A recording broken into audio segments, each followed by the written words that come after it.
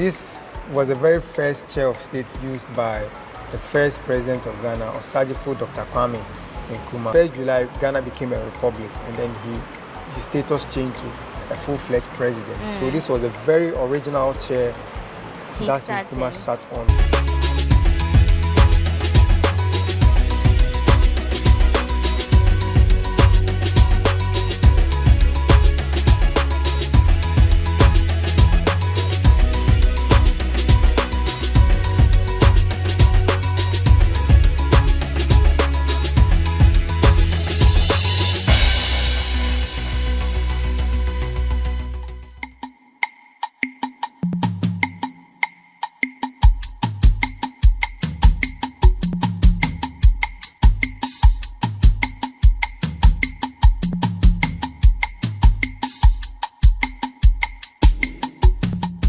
It's good to have you back.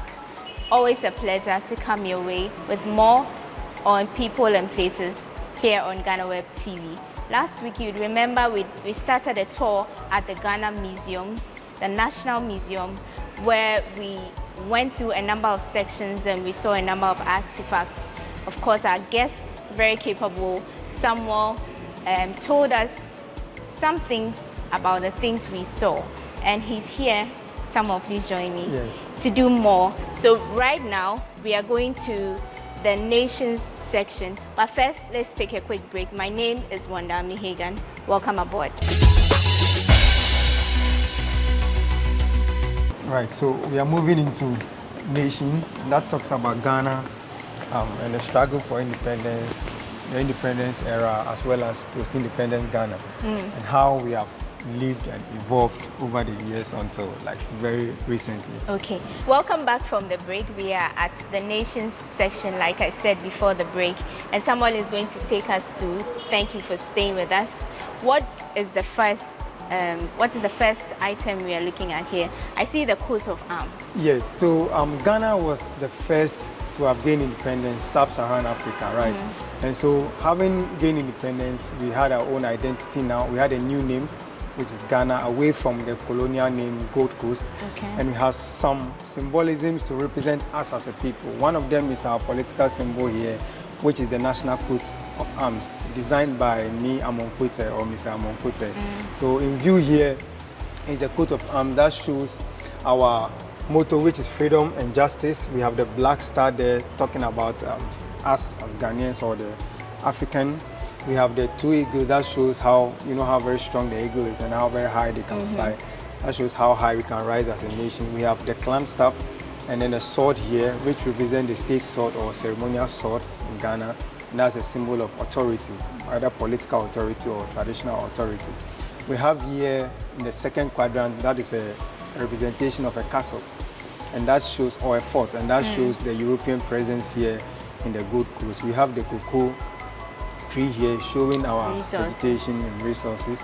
We have here the mineral resources. That is a gold mine represented here for our mineral resources. And there's a golden lion in the middle here, in the quadrant, that shows our relationship with England or the UK, as well as the Commonwealth of Nations. And this is our coat of arms. Having seen this, I'm sure the nations section is talking about things that have to do with the nation, maybe Ghana's independence and all of that. Yes, most of it has to do with that. Most of it so that brings us to the chair of state.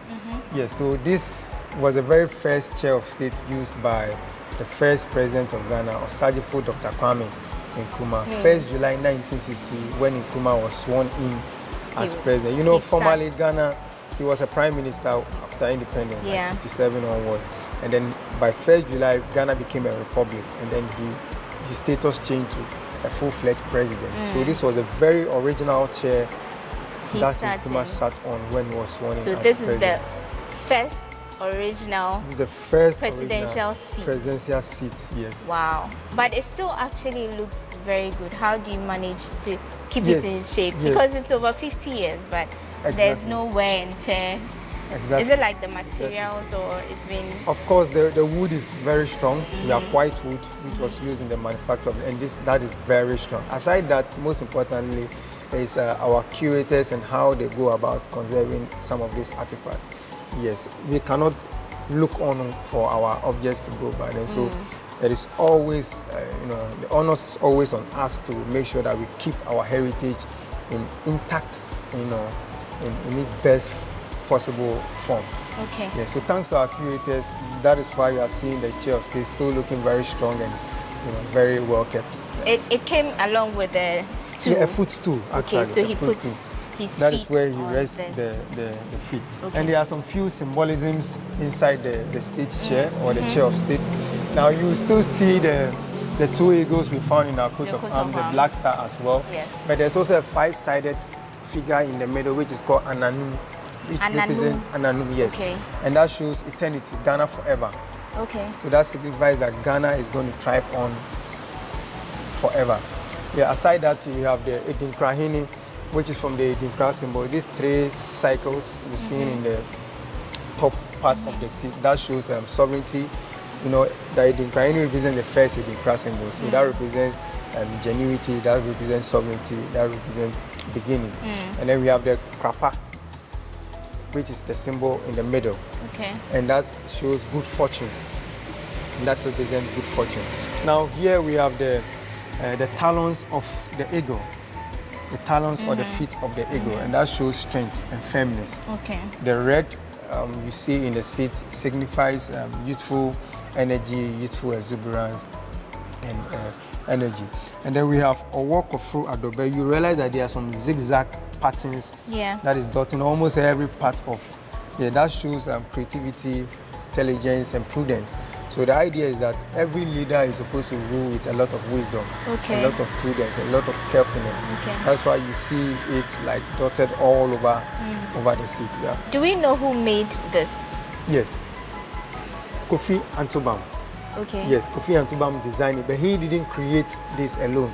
He did that in collaboration with some very good wood carvers back then in the 1950s. But the whole concept and design was from him? Yes, the whole concept and design was from Kofi Antobam. Okay, okay, right. So what next do we have? Yes, so that takes us to traditional games. We've had a lot of traditional games over the period. Owari. Yeah, this is the Owari, the popular. Or have you played it? Of course, several times. Are you a master in the Owari game? I'm not sure I'm a master yet. Would you care for a challenge? Okay, if you think you have the guts, let's go for a challenge. Okay. Okay, so I think this is has to be rearranged. Some of the marbles are missing. It's supposed to be 4-4 in each space here. Yeah. So we have 4 Okay, of so the you know what marbles we do. Let's assume one. Okay, so I think probably some school kids. So we play with this. Probably some school kids took it away. So you go first, ladies first. I hope you remember all the rules. No, you go this way. That even shows I'm not a pro. Yeah, so you pick it and then you move clockwise here.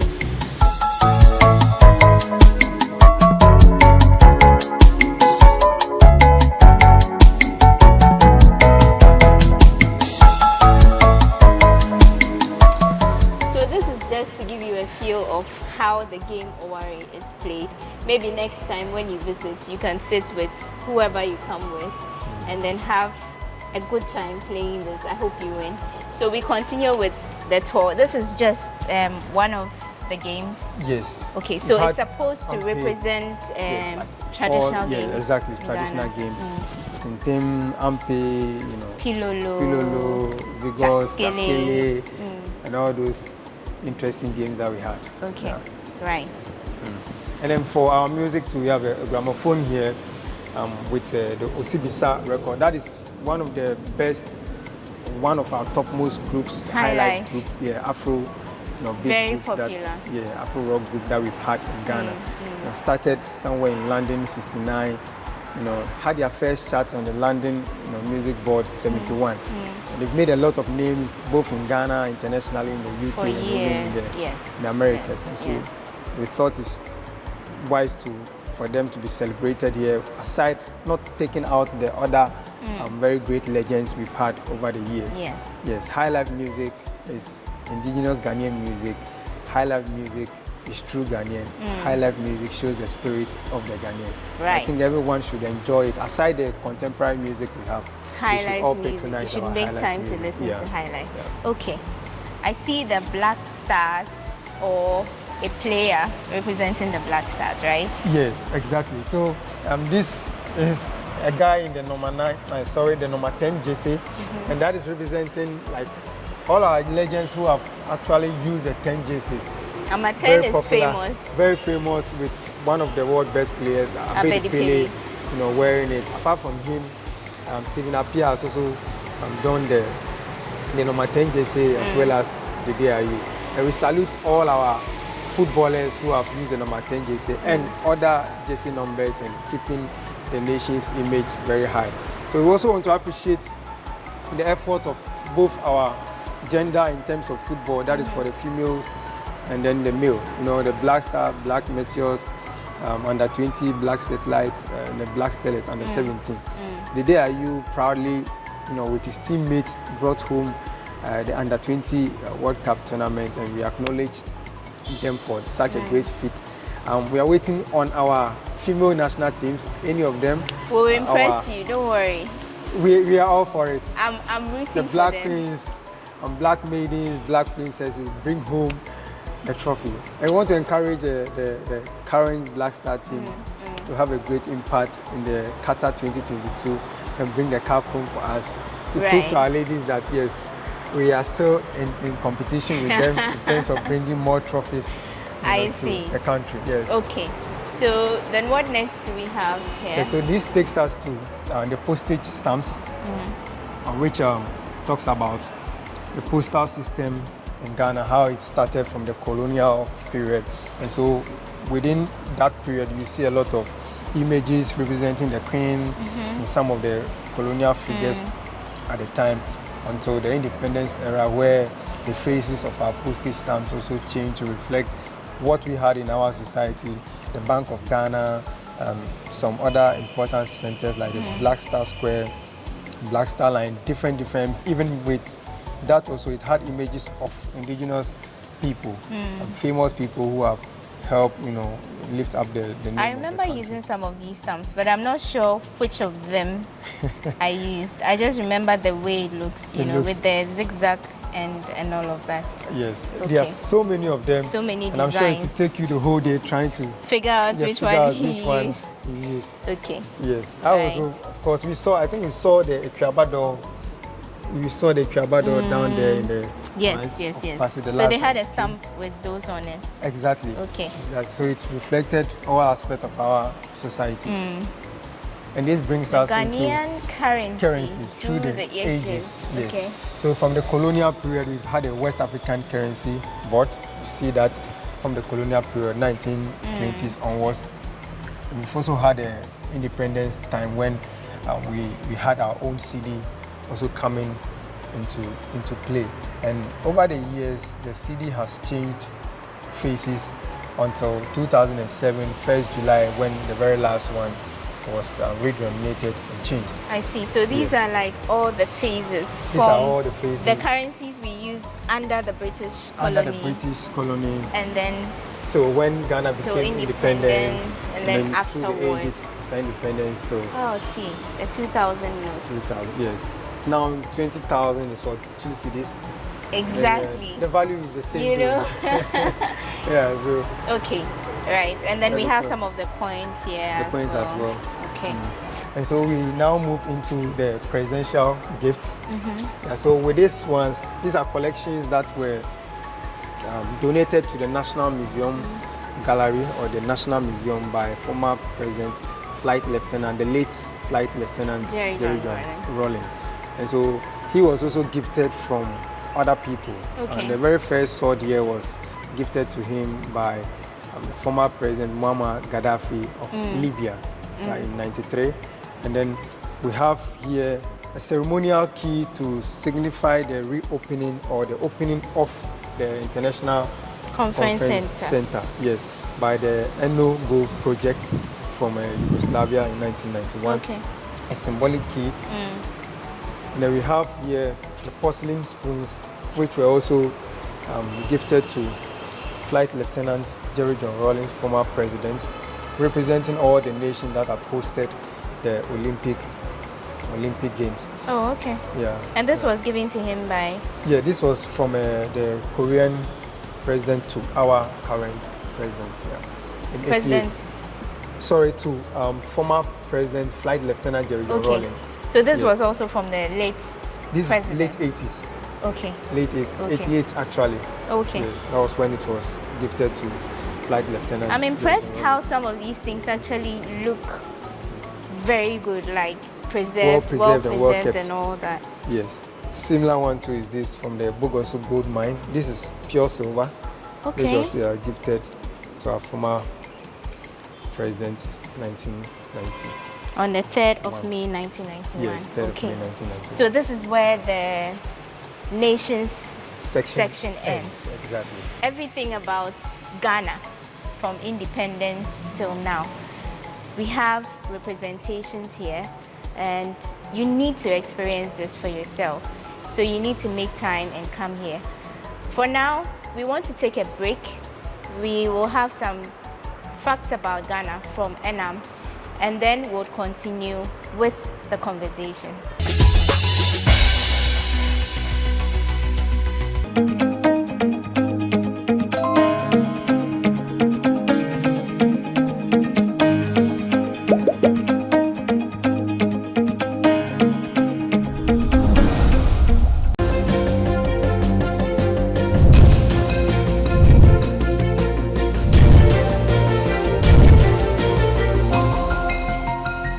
And now, let's learn something interesting about Ghana. Blue Waterfalls, located in Hohoe, the Volta region of Ghana, is the highest waterfall in West Africa. It is locally known as Agumacha Waterfalls, translated to mean, allow me to flow. That's all for this week on Facts About Ghana. Until next time, let's get back and learn more with Wanda and her guests.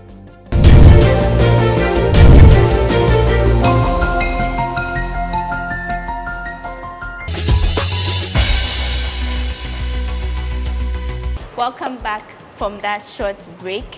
We are at the contemporary art section, and we see behind me the lens. Let's find out from Sami what this represents. What does the lens mean? Right, so just like the lens we know about from the spectacles, yes, we are using the lens here to indicate that art could serve a purpose of telling us about the past, present, and even making projections into the future. So when we walk into this particular contemporary art exhibition, we'll be seeing paintings from some of our finest painters from post-independence era, from the 1960s, 70s, to the very recent time, right? So these paintings reflect our traditions. It talks about our culture, it talks about our history and who we are as a people. So come with me, let's go into this section and see more. Okay, but you call it contemporary because it wasn't here before the museum was closed down, right? No, we've always had this in storage. These are all donations to the National Museum, unless those that were purchased. But most of them are donations that were gifted to us by the artists, to the museum. So you had them down, but you didn't have this section, or you did have this section? We didn't have this section. Okay. All the objects you see here are kept in the conservation or the storage space. Okay. Yes, in the conservation department. Okay. Yes, so they're actually stored and kept. So when there's an exhibition, then we bring them out, those that are relevant to the particular exhibition we are talking about, before you see them on display. Okay. Yes, so they are actually kept in the storage space. Yeah. Okay. So let's get right to it. Yes. So let's. We are going to go through some of the paintings. Yes, a few of them. All this stretch from this side to the very end over there is by Kobina Bakman. So this is paint on canvas. You see a depiction of a sword bearer, ceremonial sword bearer with the ceremonial sword. That sword symbolizes what the authority of our chiefs. Any chief, particularly in southern Ghana, when you are sworn in as a chief, you take the oath of office as well as the oath of allegiance. So you have the sword to perform that function. Okay. Yes. Okay. Right. And we have here a very interesting title, To Your Health and Ours. That's a depicting, you can see from the painting, a group of people making merry, having fun, drinking and sharing. Toasting. Yes, exactly. Toasting to each other and enjoying themselves. So after a hard day's work or after any occasion, you can always retire with your friends, family, make merry, enjoy yourself. There's also a musician here playing the xylophone. That is depicted in the middle or the mid section, with the calabash beneath it, producing that very nice tones and rhythm that you get from the xylophone. Mostly used upper part of the country, but it's also very common here nowadays. They all have the same texture. Exactly. So that shows these are all paintings from Kwame Nkrumah. Okay. Yes. Okay. So you see his style of painting. Yes. And then the concept behind his painting. Yeah. So it's mostly largely reflective of our traditions and the things we do. And the things that we do. Right. Yeah. This is on the Homo Festival. Oh. There's a depiction of the Homo Festival, which is celebrated by the Gan people or the Gamashi people. The so food you can items. identify some of the food items. We have Right. the fish, palm nut. We have the This is okro. yeah, that is okro. Palm nut. Someone with the lado, that is the fish. And then the ritual food, which is the fokwe. Right. Okay. This, let me guess, has to do with COVID. Exactly. Just Because by of observing. just by seeing the nurse in her uniform, with a shield, like a superwoman kind of thing. Yeah. And that is honoring all our health workers and those frontliners who were, at the war front against the spread of the virus. I hope by now you've taken your shot. Oh, of course, it's very important. Everyone has to take their shot. So exactly. We all did. Exactly, and we also use. But this is a beautiful painting. Right. It has everything. It has the paramedics seeing to someone who is sick, people wearing their masks, the ambulance, the hospital, the nurse with the shield fighting off the virus. Exactly. This is beautiful. And this was done by who? Yes, Dr. Prince Kojo Hilton. Okay. Yes, Dr. Prince Kojo. That's his image right there. Wow. Making a very huge name in Ghana's creative arts. He does almost everything art. Beautiful. Stage, building stage for theater, paintings. He's the same person who did the spider web. Out there. The spider out there, yes. Okay. Right. Okay, so let's look at a few more and then we can wrap up from here. Right, so this is by Professor Ato Delaki. This was a live painting, actually. He was there. Yeah, he painted a live audience. So he started from scratch. He had his canvas. He started painting from the very scratch, from the very start till he finished this. Right. For touching. Okay. You can see the Bedford, popularly called in local parlance the Cholole or Arrow Glass or Bone Shaker by some people. Very interesting names, which used to move the Ghanaian economy back in the day. Those were what we used to move in. Yeah, we used to travel in transportation, carrying people from market centers, to the home, or moving people who were traveling across the country. Yeah. Okay. Yeah, Professor Ablado Glover too has his own painting also well represented here. Okay. So you realize it's a combination of both the old and then the new. Okay. So the young people of the now and then those who started after independence, yes. Yeah, and that also speaks to the general theme of this exhibition, which is unity in diversity. Okay. Yeah, so blending diverse form of ideologies and periods together into one space. Yeah, and this was also done. Yes, this was also done by Dr. Prince Kojo Hilton. Okay. This is made of foam, cushion, what we call cushion foam. Yeah. That is what he had. He had a very plain cushion, probably half an inch thick. Then he was able to draw and paint out the image in it and then cut it out. Okay. To give this, and then he had the spray or the glitters thing going on. Glitters on it. Wow. Okay. He's a big guy in the Ghanaian creative art industry. So if you're an art person, this is also a place for you.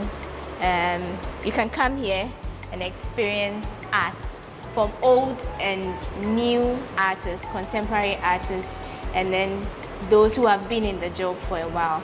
This is a beautiful place, you know, so you should also come here and then experience it. From here, we are going to the car park where we have a number of cars, a fleet of cars, which used to host, or let me say, which some of our ex-presidents used to drive in and move around.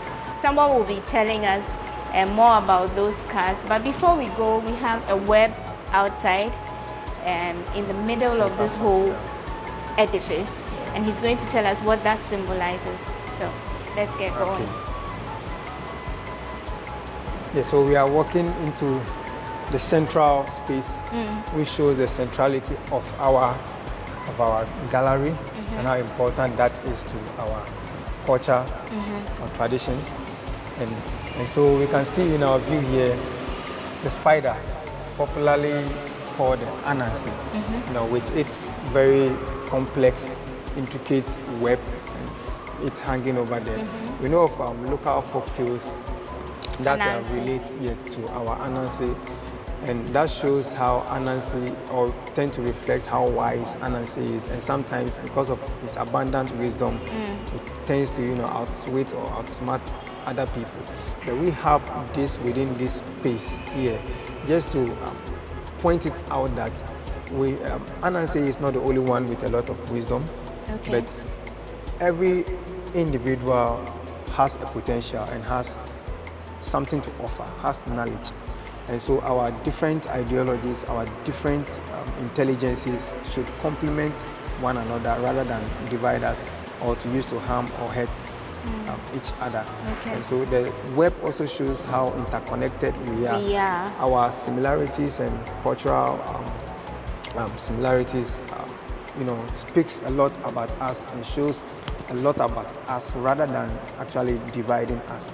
And so we want to also project that interconnection or interconnectivity that exists among the various ethnic groups and the various people, be it locals or even foreigners or cultures within this country.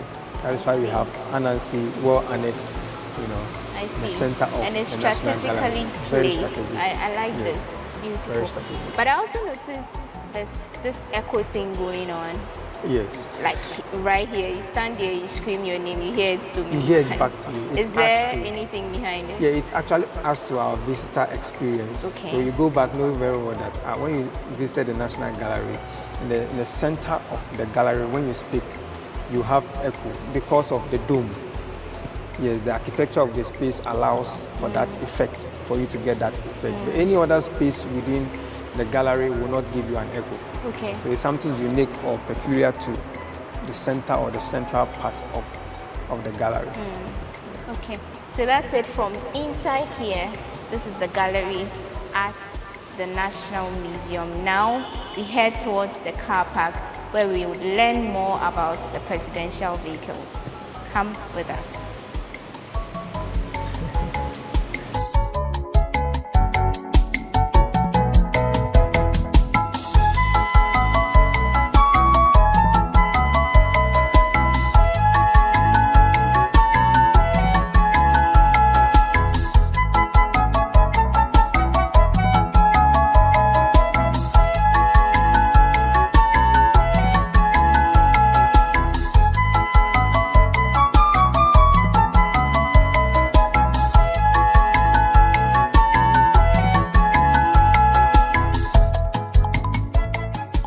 So this is our last and final part of the tour. We are at the car park. I'm interested in that very old car. It looks like the oldest here, right? Your guess is as right as mine. Right. Right, so that is a very old, unique Cadillac, also bulletproof, but used by the very first president of Ghana.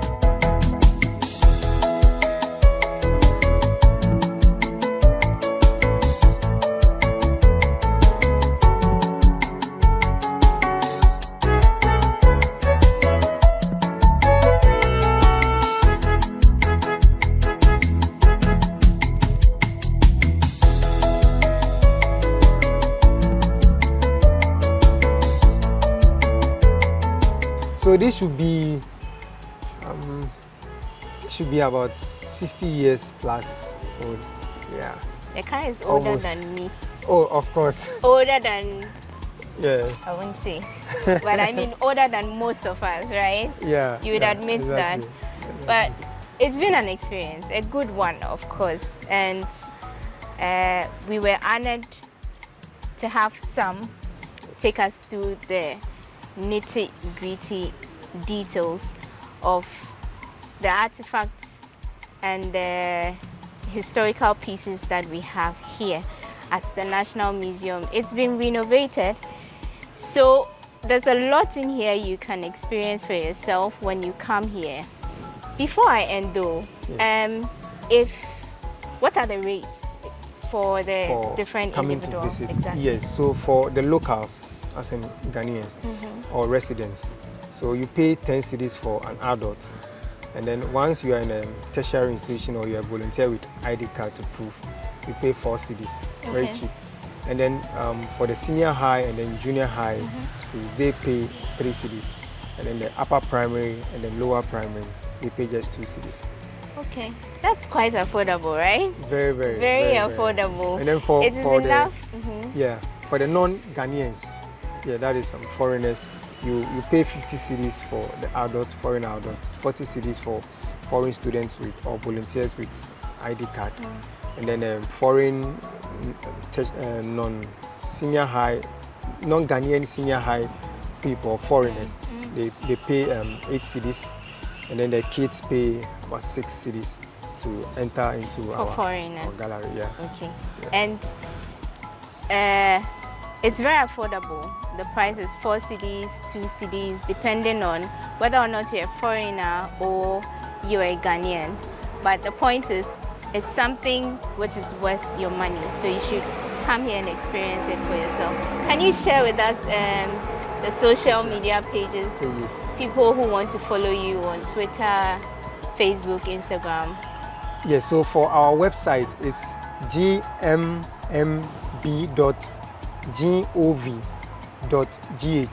So that is our website. And then for our Twitter handle, it's gmmb_museums. Okay. Yes, for our Facebook, it's Ghana Museums. Okay. So once you type in Ghana Museums, you will see our Facebook page. For the Instagram handle, it is Ghana_museums. Yes, and then for our YouTube channel, once you type in Ghana Museums, you'll find our YouTube channel also very active. I actually didn't know you have a YouTube channel, but thanks Oh, for yeah, that we do. information. We do They also have their websites, the Ghana Museums Yes. and Monuments Board. Yeah, once you just Google Ghana Museums and Monuments Board, it takes you to our website, which is the gmmb.gov.gh. Okay. Yes. Thank you so much, Sam, You're welcome. for doing this. We know we've tired you out, but it was very helpful information. I'm sure people out there enjoyed this episode. I did too, and I'm very grateful for your time and your company. So let's do this some other time on another exciting episode of People and Places right here on GhanaWeb TV. My name is Wanda Amihagan.